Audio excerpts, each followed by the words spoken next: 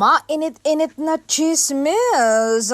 Namalaan si Donnie Pangilinan kasama ang kanyang girlfriend. Hindi raw maitago ang sobrang sweetness nila sa personal. Ay sa mga netizens, punong-puno ng good vibes at lambingin ang dalawa. Isang moment na talaga namang nakakakilig.